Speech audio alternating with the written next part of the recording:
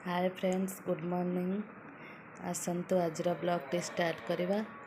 देखंतु एबे मो पुआ तार सोईकी उठिकी बसिची। एबे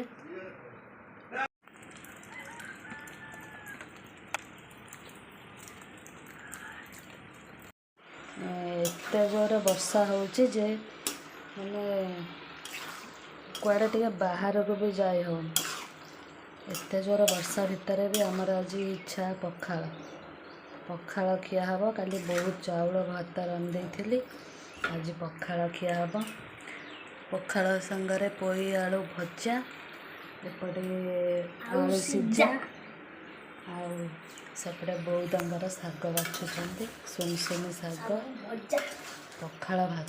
ओफो तापर निद तो पूरा एते दिन भितर माने पिठा पଣା खाई खाई विरक्त लगे। आज टे पखाल खिया पखाल हो पूरा पूरा इथिरे भात पूरा पुणी हांडे भात चारिआडे भात पखाल खिया हब। आज गरम भात भी रंधा है। पोई आलू भजा, पोई आलू बायण बेसर दिया भजा है। आउे सुनसुनी शाग भजा हम। बोऊ बाछुंट आज तो बसुमती गाधुआ पोड़ा पोड़ी हेनी कि तेणुक आलू सीझे देचु। आ दुटा कौन भाजीदेबू, बड़ी फड़ी कौन दुटा भाजीदे खिया हम। प्रबल जोर आज वर्षा हो।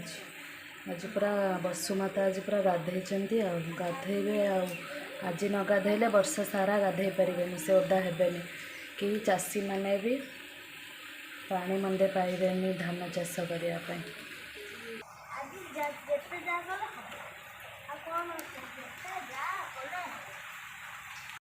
सबू एपटे रेडी हो गला। देखु भजा आंब आलू भजा सब रेडी हो गला। खाली शागटा भजा हेले खिया हम। गरम गरम शाग भजा हम बोली खाली अपेक्षा थिला। गरम गरम शाग भजा हम खिया हम। गोटे भात भी बढ़ा है।